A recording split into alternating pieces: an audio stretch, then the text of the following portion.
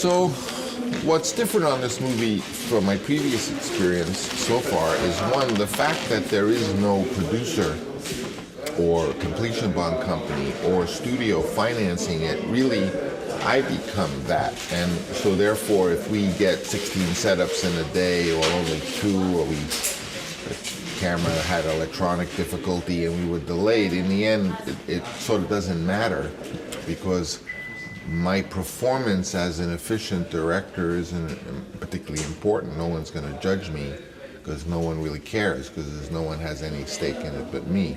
So when I come in the morning, there's a certain level of anxiety, and I realize in the past that level of anxiety, as I sat in the car and was being driven to the location, is I was sort of worrying, oh, I hope it'll go well, I hope I won't fall behind, I hope I'll be efficient and get the shots that I have to get today.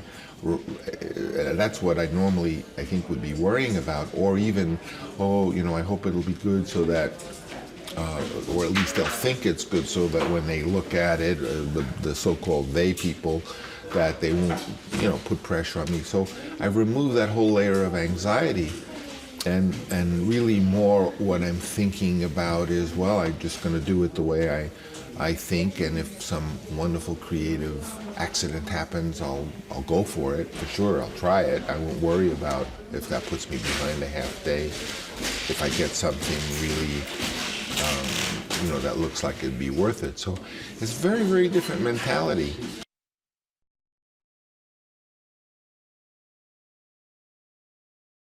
It's interesting because it's all about falling behind. It's not about, well, that has nothing to do with whether the movie is good or not. Although, I must say that when you work fast and you go, oh, let's get a lot of these, get it, and okay, quick, let's get this shot, and let's get that shot, that very often, working that way, there's a certain energy that does come out and make the film better. I don't know why, but your decisions are more quickly made, and therefore, they tend to be right more of the time, because you're just following your intuition. I have noticed over my career that when you work quickly and make those decisions quickly and go from one thing to another in a spirit of a lot of energy, that in fact, when you look at the film, the energy is in the film, so it's good. So I'm not going particularly slowly. I'm trying to have a nice pace, because I think it keeps the material more fresh and more vital. But on the other hand, I'm not coming here with a lot of depression and anxiety.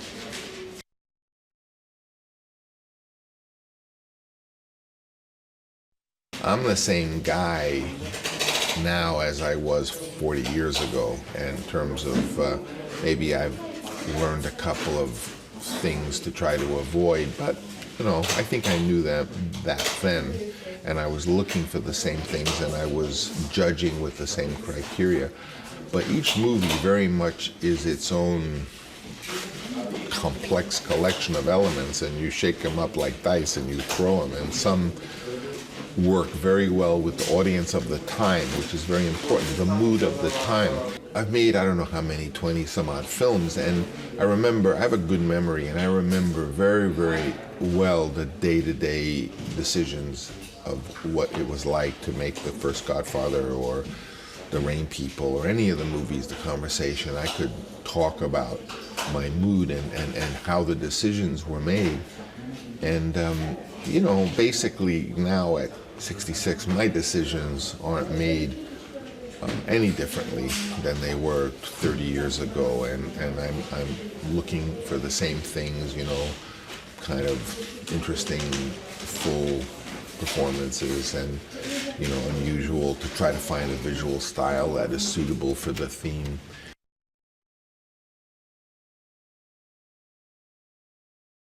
We rehearsed for 2 weeks in a nice room, large enough to have at most 20 actors at the same time, and we had just some simple wooden furniture that's easy to move around, lightweight.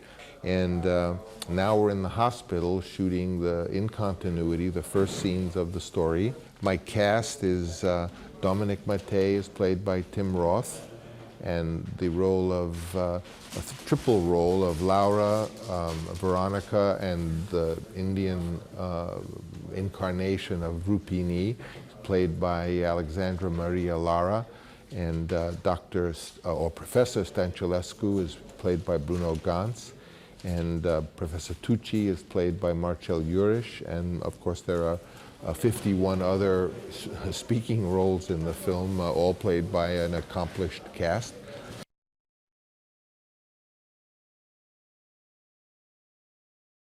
These are my areas that I'm very interested to kind of, at this point in my life, make some contribution towards the cinema language that deals with these things. And of course, time and consciousness are very related, because without our human consciousness, the concept of time, past and future would be impossible. I mean, a dog doesn't think about the future. He thinks about he wants to eat now. He wants to have this now. He deals in really the only time that exists, which is the present. But we human beings have a very sophisticated ability to comprehend the concept of the future and the concept of the past.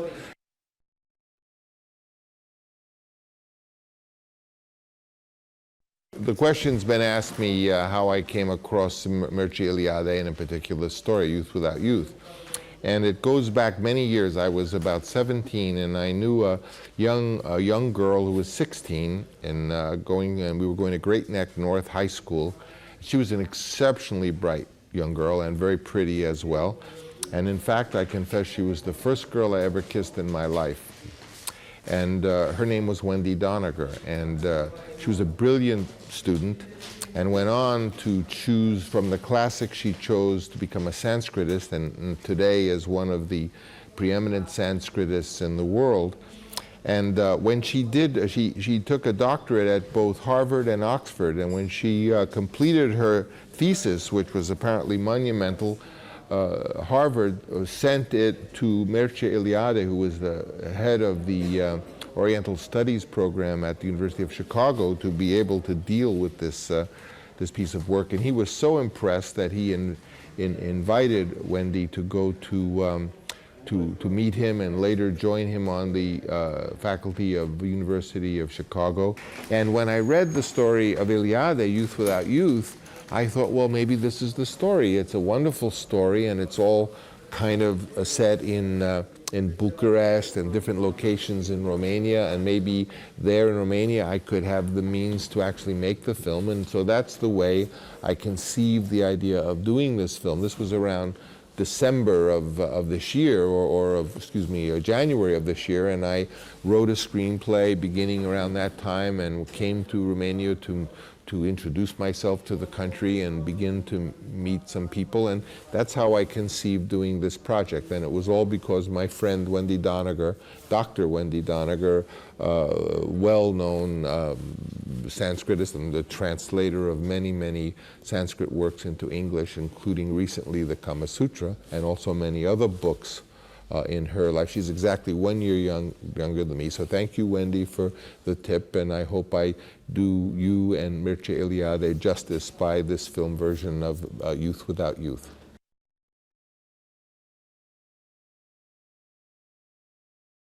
Well, I mean, first of all, the concept of duality is a difficult concept, because it's, to say that, well, yes, pain is good, and good is pain, and dark is light, but the truth is that's the way it is in terms, if we think it through.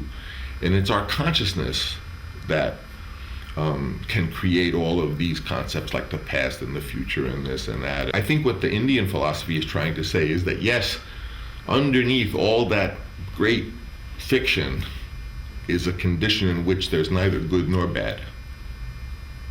And that all these opposites, good and bad, light and dark, male and female, all those things really all are one, as Chandrakirti is expressing.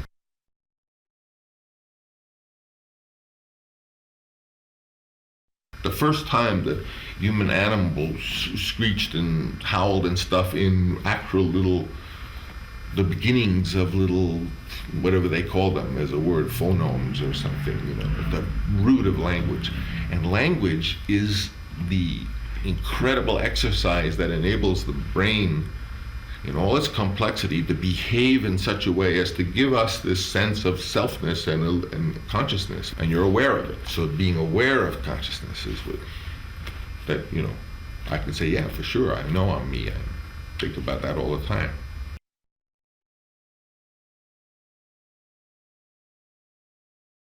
Who said I liked anything about? Who said I liked filmmaking?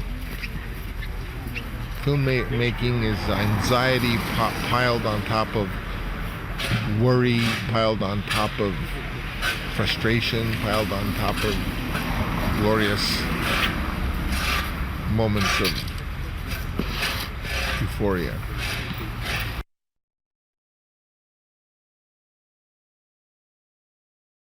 It's hard to imagine your consciousness not existing. Once you have it, it's this giant meanness. My perspective, my point of view, my thoughts, my feelings, my ideas, my self, my essence, my feelings. So it becomes the whole envelope through which you view life, and then to think that won't be anymore must make you wonder of afterlife. And then when you think about afterlife, then you have to think about who presides over it, or the idea of a God.